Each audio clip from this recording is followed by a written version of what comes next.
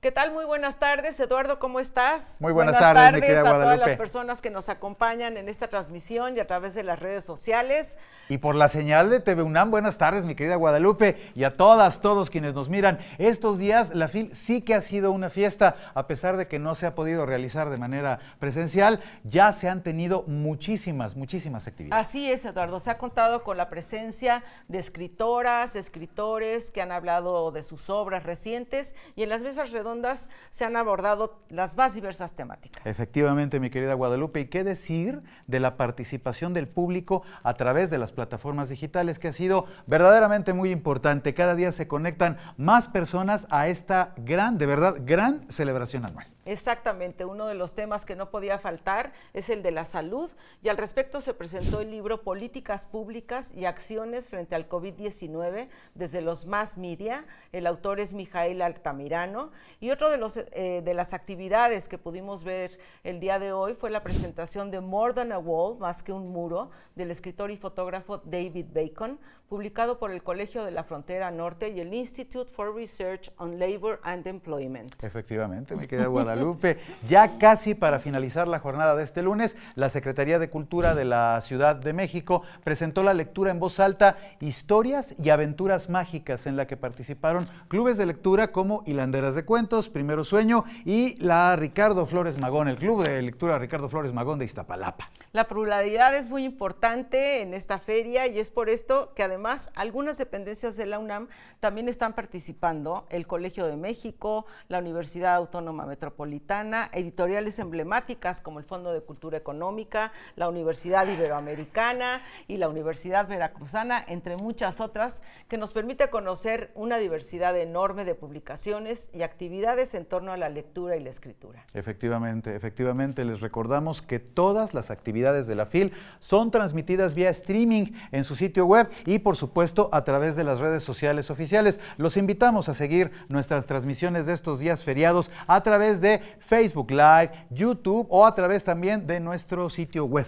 Acérquense a las transmisiones de la feria desde las 11 de la mañana hasta las 10 de la noche y pónganse en contacto con nosotros a través de nuestras redes sociales. Efectivamente, recuerden que estaremos obsequiando ebooks y libros físicos, así que manténganse pendientes en Facebook Live para responder a la pregunta que lanzaremos el día de hoy. Así es.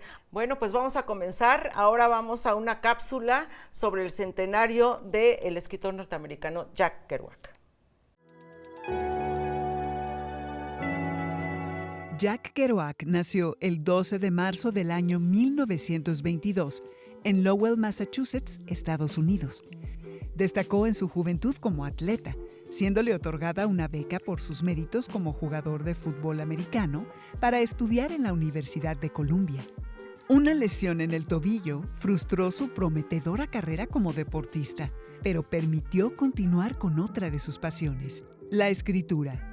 Continuó viviendo durante un tiempo en el Upper West Side de Nueva York. Fue durante esta época que conoció a personas ahora famosas con las que siempre se le asocia, la llamada generación Beat, incluyendo a Allen Ginsberg, Neal Cassady, John Clellan Holmes, Herbert Honke y William S. Burroughs. Más tarde, escribió su primera novela publicada, El pueblo y la ciudad, y comenzó la famosa En el camino. Con base en borradores anteriores y tentativamente titulados La generación Beat y Gone on the Road, Kerouac completó en abril de 1951 lo que hoy se conoce como En el camino. El libro fue en gran parte autobiográfico, describiendo sus aventuras mientras recorría Estados Unidos y México a finales de los años 40. Kerouac escribió el borrador final en 20 días. Antes de comenzar, Kerouac cortó hojas de papel de calcar lo suficientemente anchas para una máquina de escribir y las juntó en un rollo de 120 pies de largo, permitiéndole escribir de forma continua sin la interrupción de las páginas de recarga. Los editores rechazaron En el camino debido a su estilo de escritura experimental. Muchos editores encontraban incómoda la idea de publicar un libro que contenía descripciones gráficas de consumo de drogas y conducta homosexual. El movimiento Beat estaba basado en la búsqueda del sentido de la vida y el rechazo a las tradiciones y convenciones sociales de la época. El viaje continuo que propone Kerouac en sus libros tiene el significado de una forma de vida desarraigada. Esta visión de la vida unida a otros ideales de este autor conformaron el germen de movimientos posteriores que defendían un estilo de vida alternativo, como el de Mayo del 68 o la oposición a la guerra de Vietnam, y sentaron las bases de las comunidades hippies de Berkeley y Woodstock. El autor se interesó también por la poesía. El estilo literario de Jack Kerouac se caracteriza por ser breve y directo, sin formalidades, privilegiando la oralidad que él mismo bautizó como prosa espontánea o kick writing.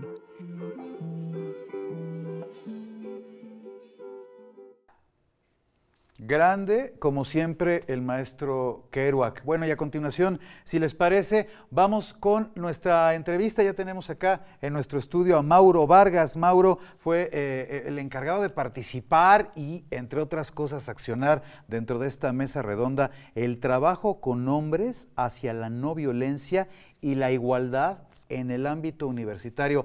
Mauro, a todas luces se nota, eres un especialista. Y en este justo momento de la historia para la UNAM, este tema, el tema central de esta mesa es nodal, importantísimo. Cuéntanos, por favor, cómo va el desarrollo de este tema al interior de la universidad. Bueno, creo que como todo proceso significativo de cambio social, pues requiere mucho de la voluntad de cada persona, de cada sujeto. En este caso, de cada hombre que tenga la disposición pues para avanzar hacia la posibilidad de revisar cómo se ha construido, desde ahí qué significa avanzar hacia la igualdad sustantiva, la igualdad pues efectiva en todos los ámbitos y por supuesto erradicando cierto tipo de conductas que hemos venido asimilando de forma aparentemente natural, pero que podemos modificar justo porque si lo aprendí, lo puedo desaprender para reaprender posibilidades constructivas. Y esto en nuestra universidad, pues implica el desafío de promover este tipo de cambios en los varones que ahí socializan. Cosa que se dice fácil, pero como hombres pues estamos muy acostumbrados a quedarnos en la intelectualidad, en la parte pues pensante, digamos, pero no incluimos otros aspectos de nosotros mismos, nuestros cuerpos, nuestras emociones, todo aquello que se requiere para, al socializar, pues verdaderamente construir dinámicas respetuosas, empáticas, solidarias, constructivas, igualitarias. ¿Cómo ha sido la experiencia en este sentido, Mauro? ¿Cómo han reaccionado los hombres ante estas nuevas formas del feminismo, las nuevas masculinidades? ¿Cuál sería el reto? ¿Cómo lograr esta apertura? Hay diagnósticos dentro de la propia UNAM que nos han aportado pues un retrato muy claro de cómo reaccionamos los hombres, independientemente de si somos estudiantes, docentes, investigadores, o estamos en el área administrativa o de servicios, en cualquiera de los ámbitos de atención que la universidad ofrece. Y fíjense que lo que ocurre es por lo menos tres grandes reacciones ante el adelanto de las mujeres. Por un lado, aquel, digamos, aquel enojo, este malestar que genera el que ellas puedan como liberarse de ciertos mandatos, empezar a crecer y donde de repente nos sentimos desafiados y no comprendemos y no acompañamos esos procesos. Entonces, esta gran, digamos, pléyade de hombres muchas veces tiende a justificar sus actitudes violentas, sus actitudes machistas, para hablarlo claro, independientemente de que seas doctor o un estudiante de bachillerato, por ejemplo, o de CCH, estás como muy, oye, pues es que todo es para ellas. Ya hay instituto de las mujeres, ya hay leyes de esto y leyes de aquello, y para nosotros, ¿cuándo? Y no nos damos cuenta de que todo el aparato social funciona a nuestro favor en más de un sentido. Una segunda gran muestra es la de aquellos hombres que, digamos, asumen una actitud de confusión conveniente, les digo yo, ¿no? Esta parte como de, bueno, es que no sé qué hacer. Sí creo que ellas deben de adelantar, pero pues a mí me como que me irrita o me molesta que me señalen como hombre violento y me la compro, ¿no? O sea, eh, em, asumo como esta parte de mí que tal vez sí tengo, pero no desde un compromiso de cambio. Y entonces de repente puedo pasar del pasmo al cinismo incluso, ¿no? O sea, pues a mí me vale o simplemente no sé cómo hacerle. Bien. Y hay una tercera vertiente, la de aquellos que se comprometen consigo mismos para avanzar hacia la posibilidad de un cambio. Estos, pues somos pocos todavía, pero cada vez somos más. Y afortunadamente, en un espacio donde el saber puede ser un medio para compartirnos desde posibilidades constructivas, nutricias, igualitarias, pues creo que debe ser en muy poco tiempo, ojalá, la forma en que los hombres podamos asumir un compromiso pues con estos desafíos que implica el que compartamos los espacios desde lugares distintos a los que nos mandata esta cultura patriarcal. Exactamente, la zona heteropatriarcal de la historia que afortunadamente ya estamos dejando atrás. Cuéntanos, Mauro, desde tu perspectiva y desde la frontera de la masculinidad, ¿te parece que seguimos empleando constantemente conceptos equivocados?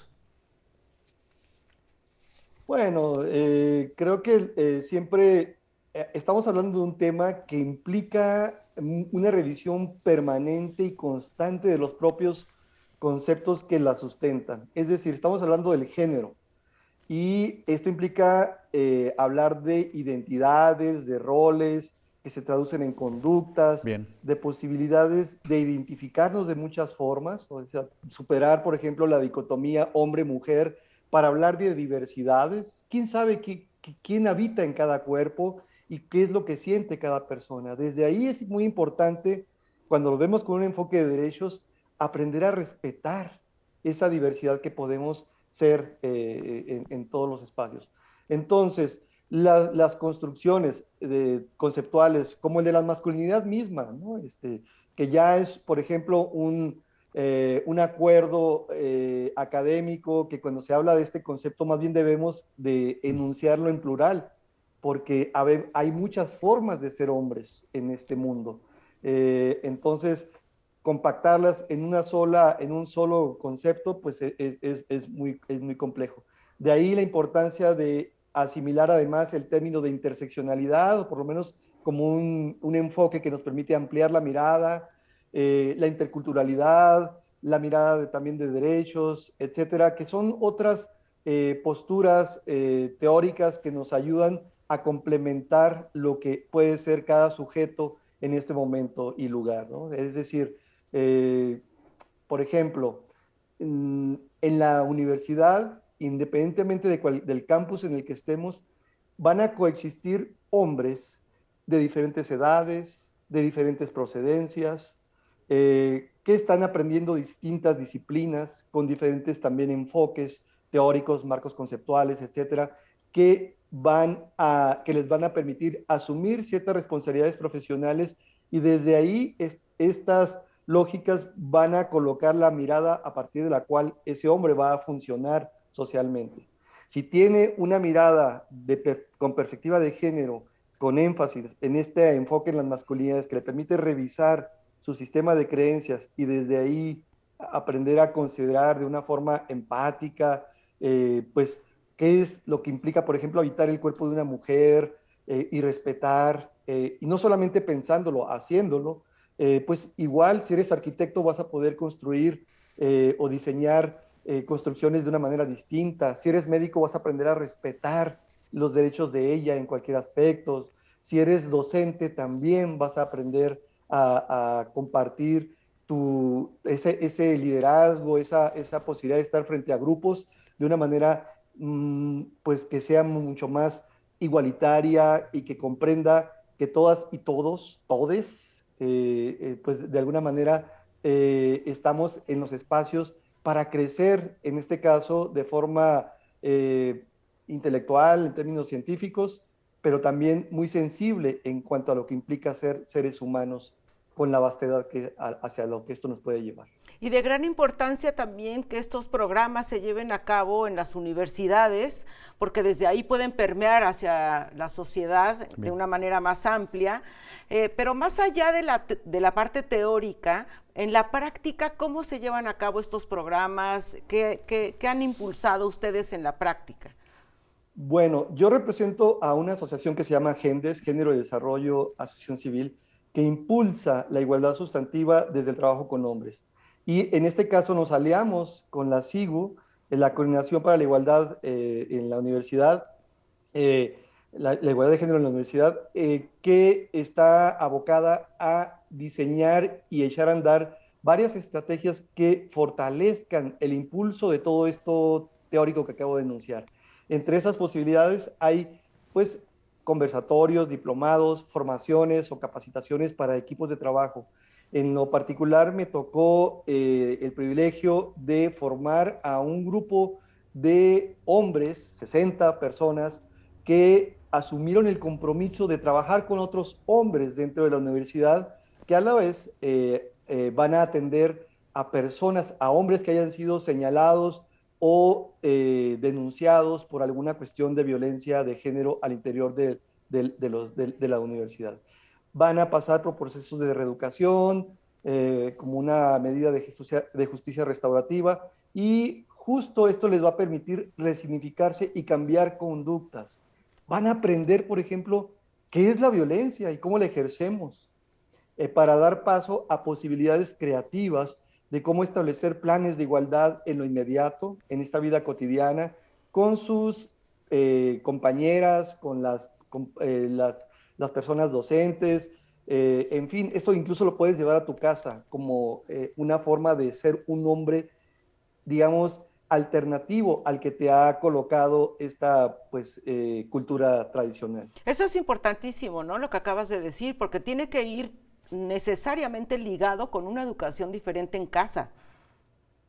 Sí, y muchas veces lo que les también complementamos con los compañeros que vienen a este tipo de grupos o de espacios como a los que van a llegar, es que una parte fundamental para digamos, para consolidar el cambio en lo social o en tus interacciones en todos los ámbitos, es el hecho de individuarte o singularizarte de los mandatos machistas. Porque es muy probable que se te quiera seguir seduciendo o te quieran seguir colocando los privilegios que esta sociedad nos otorga solamente por el hecho de ser hombres. Entonces está en mí, en cada uno de nosotros, el decir, perdón, yo ya no quiero competir, yo ya no quiero imponer, quiero compartir y quiero estar en una actitud que de veras que establezca formas de socialización o simplemente respetar a todas las personas y a mi entorno de una manera genuina, pues todo el tiempo, tanto como sea posible. Y también les digo, les compartimos, esto no significa que te vas a graduar de nada nunca. Esto es un camino para toda tu vida. Pues qué interesante, ¿no? Súper interesante, sí. Como ya lo estábamos mencionando al inicio de la conversación, Mauro, un tema más que necesario, necesarísimo para que lo llevemos a todas las mesas y naturalmente a mesas en las que se hable acerca de la perspectiva desde el interior de la universidad. Muchísimas gracias, Mauro. Gracias, Mauro. Encantados de verte aquí en el programa. Gracias a ustedes. Abrazotes. Gracias, Mauro. Bien, Nos ya vemos. seguiremos platicando acerca de estos temas. Ya seguiremos platicando sobre esto, claro que sí. Por supuesto que sí, muy importante. Miren, enseguida veremos una cápsula sobre la presentación de libros del Programa Universitario de Estudios de Desarrollo de la UNAM, con una entrevista que acompaña al maestro, el doctor Saúl Arellano, quien es especialista en estudios de pobreza, análisis de riesgos sociales y también de política social. Veamos. Lo que quisimos hacer el doctor Mario Luis Fuentes y yo, que somos los coautores del texto, es construir un análisis histórico de cómo es que llegamos a las condiciones de pobreza y desigualdad que existen en el país. En el siglo XVIII, el barón de von Humboldt llevó a cabo un análisis respecto de cuáles eran las condiciones sociodemográficas de la Nueva España en aquel momento, y llegó a la conclusión de que no había un lugar en el mundo que tuviese una mayor o más espantosa desigualdad que la que había encontrado en nuestro territorio. A partir de esta idea es que retomamos el título del Padrón de von Humboldt, y lo que estamos planteando es cómo se ha construido el conjunto de desigualdades y de condiciones de pobreza a lo largo de la historia de nuestro país. Sostenemos fundamentalmente dos tesis. Una, justamente que la pobreza y la desigualdad son constantes en la historia de México, que no hemos tenido a lo largo de nuestra vida independiente ningún periodo en el cual se pueda hablar de condiciones de bienestar, de dignidad para las personas amplias y generalizadas, y que por el contrario, lo que ha prevalecido es la pobreza, la marginación, la carencia de recursos, la falta de acceso a servicios públicos, la carencia al interior de las viviendas, y todo esto como resultado de diferentes modelos de desarrollo, cursos de desarrollo que han privilegiado la concentración del ingreso y que han llevado a estas condiciones. La segunda tesis fuerte del texto es que esto puede construirse a partir del análisis de los censos de población y vivienda. Tomamos como referencia a la historia censal del país desde 1895 hasta la fecha. En el tomo en que estamos, el periodo que abarca es de 1940 a 1960, y en este lo que documentamos es que los cuestionarios del censo, que el conjunto de preguntas que se han planteado en ellos reflejan la visión del poder. Esto lo contrastamos con el conjunto de los informes de gobierno, los discursos de toma de posesión que han hecho los titulares del Ejecutivo de la Unión, y el conjunto de decretos, leyes, reglamentos que se han emitido en materia de estadística, que reflejan que el interés de la información que se tiene es reflejo, insistiré, de la visión del poder, es decir, ¿qué quiero hacer con el gobierno? ¿Qué es lo que voy a hacer a partir del aparato institucional y burocrático? Depende o requiere de ciertas informaciones. Esa información, por lo tanto, está determinada por el conjunto de prioridades, por el conjunto de objetivos y metas que se plantean las administraciones en función de su ideología, en función de la visión que tienen del país.